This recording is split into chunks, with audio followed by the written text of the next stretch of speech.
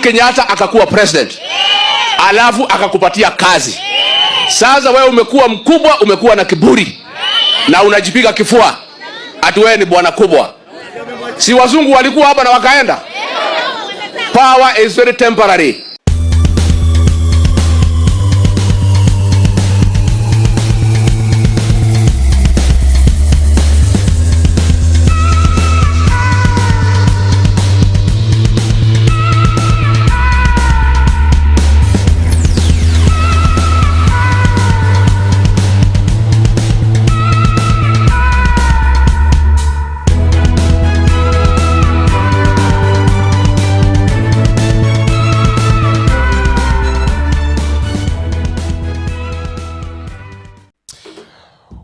Welcome back to Havana Media. My name is Boniface Owino, and as usual, I'm going to be your host for today.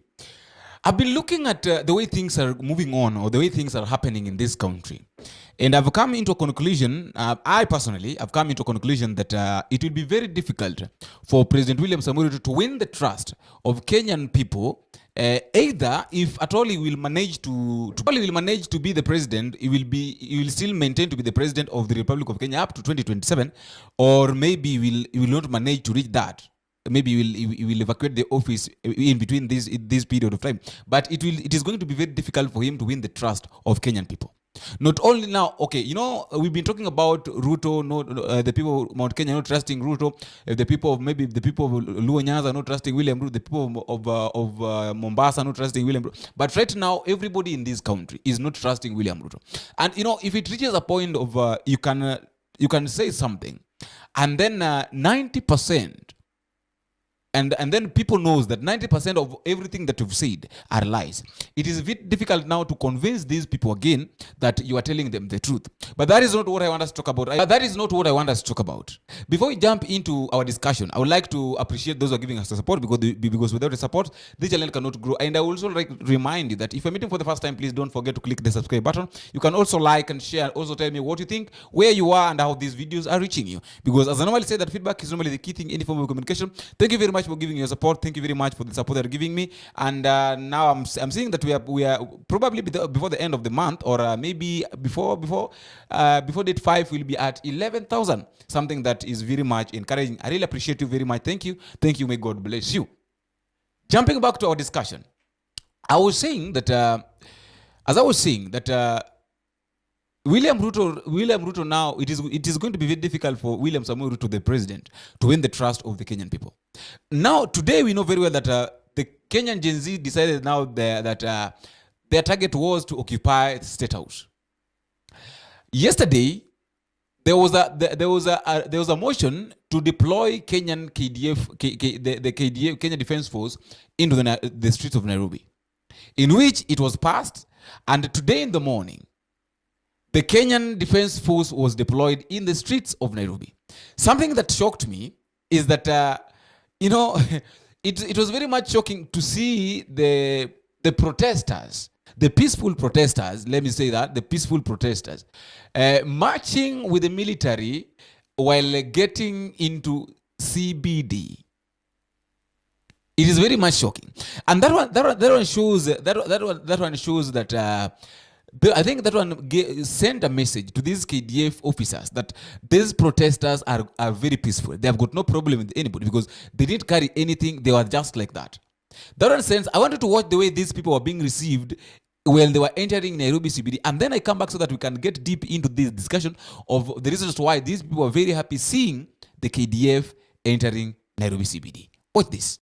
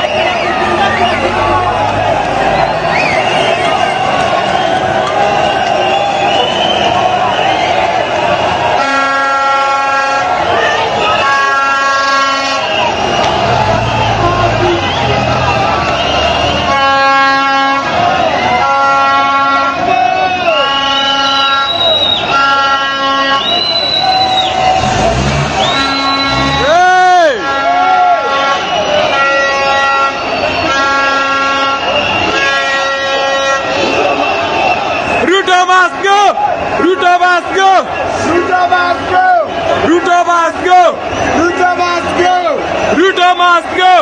Ruto must go! Ruto must go! Ruto must go! Ruto must go! Ruto must go! Ruto must go!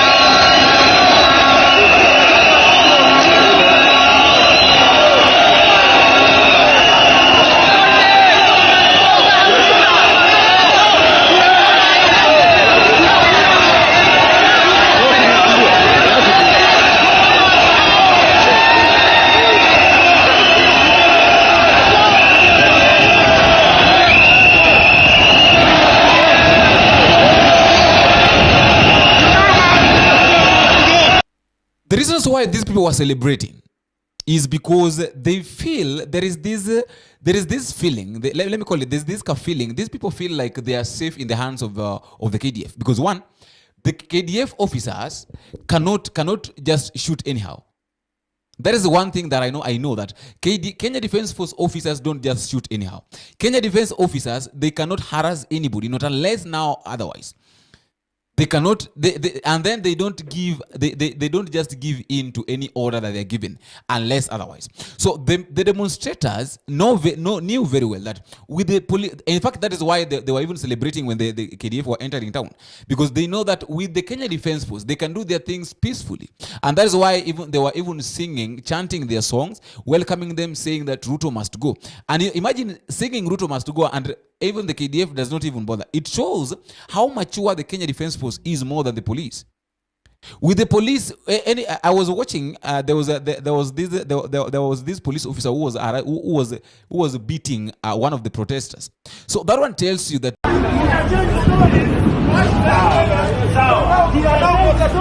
No, we are not protesting, we are covered.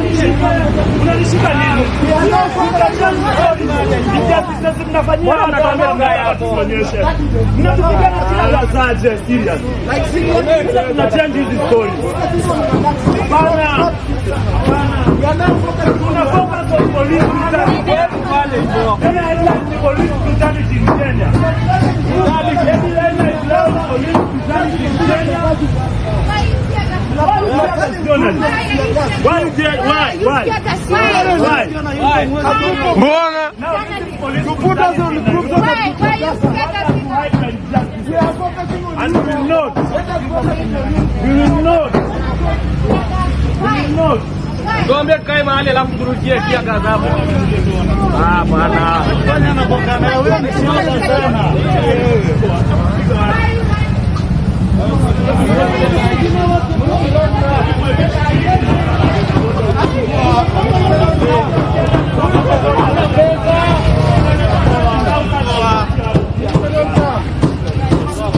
With the military, the demonstrators knows very well that they are safe. Another thing that the KDF officers understood is that the KDF officers understood that the protesters have got no problem with anybody. And that is why they are peaceful. And they normally sing it that they were peaceful.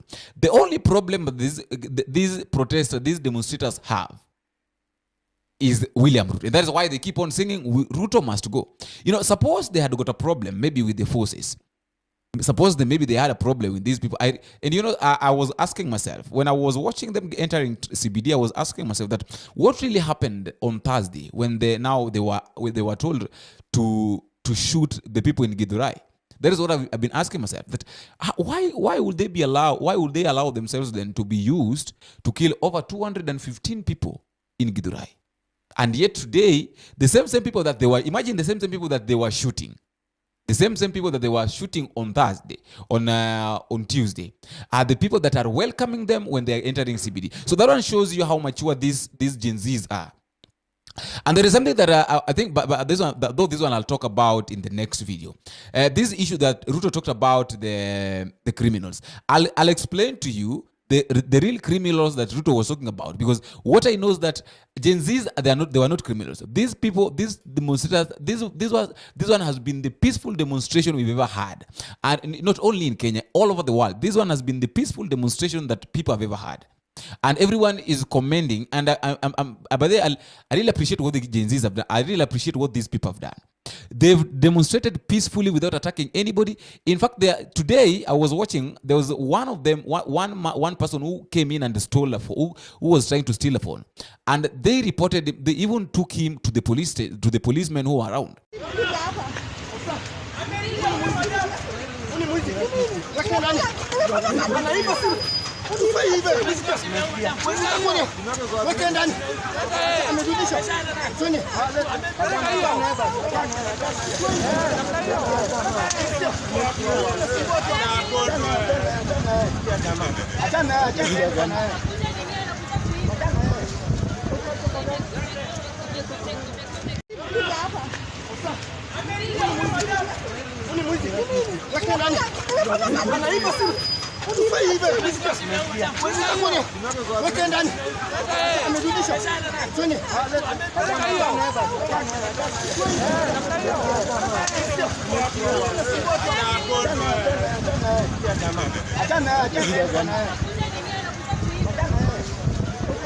So that one tells you how these people love unity.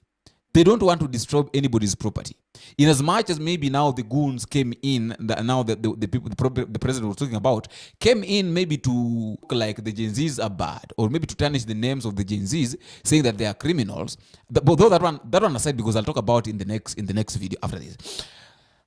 There is something that William Ruto needs to understand here, because this is what William Ruto needs to understand, that in as much as he can try maybe to do anything, in as much as he can try maybe to tarnish the names of maybe the people, or the people, and another thing that Ruto needs to do is to do away with the people that are around him, because the people that surrounds William Ruto are the worst people. These are the people that are misleading him. These are the people that are making him think that he can work by force. And you cannot rule over 50 million Kenyans by using force. You cannot beat your chest saying that you are the person who makes decisions. Uhuru Kenyatta akakuwa president, alafu akakupatia kazi. Sasa wewe umekuwa mkubwa, umekuwa na kiburi, na unajipiga kifua ati wewe ni bwana kubwa. Si wazungu walikuwa hapa na wakaenda? Power is very temporary. If we decide that we can impeach the president, we can impeach a president within a period of 2 years, we can. Yesterday there's a video that I played, and this video have really gotten a lot of attention of people. There is this man who was during the NADCO, that is during the NADCO report, or during the NADCO committee.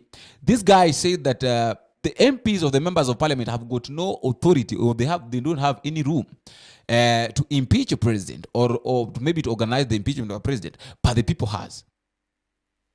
Okay, that is what we are saying. You had said earlier on, yes, that you don't want to see members of parliament impeaching a president. Yes. That should be left to the people. The people, yes. Do it themselves. Yes. But aren't you alive to the provisions of Article 1? Yes, I'm alive to it.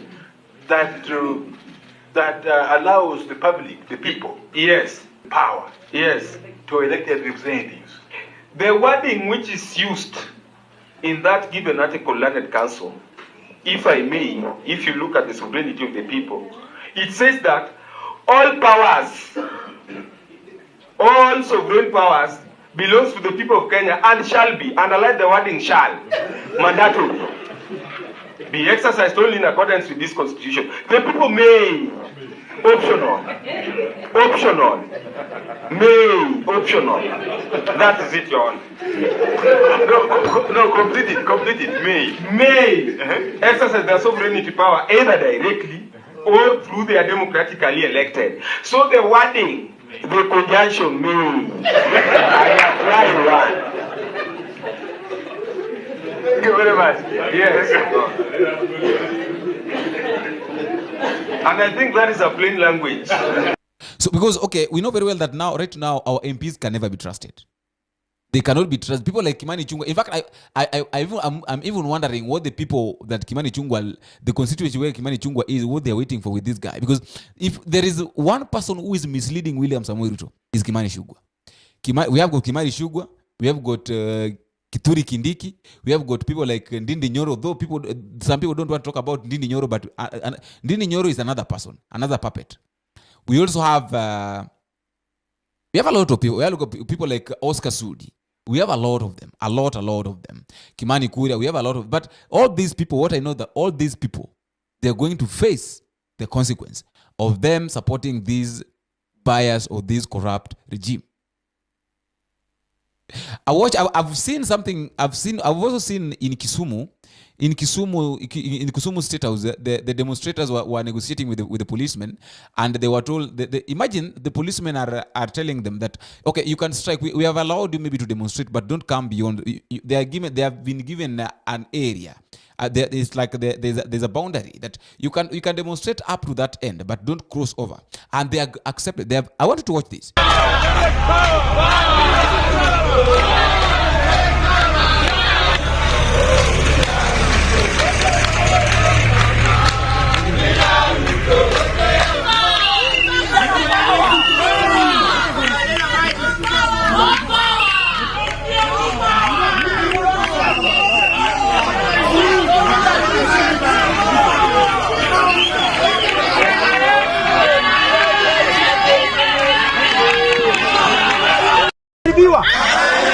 Iko mtu amechokozwa. Iko polisi ameumizwa. Polisi wametuongeleza. Wamesema ni sawa tuendelee na maandamano. Lakini wanaomba kitu moja. Tuelewaneni. Wanaomba kitu ngapi? Moja. Mnaona penye hiyo bike iko hii hapa hii. Hii moja hii. Hapo. Na tupe maji watu. Tupe maji.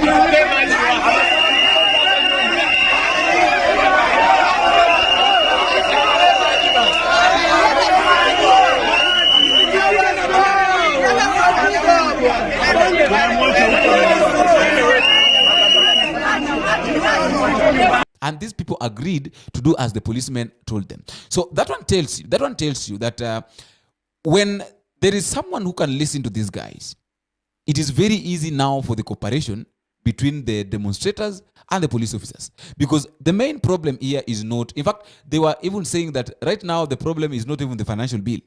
The problem is William Samoei Ruto.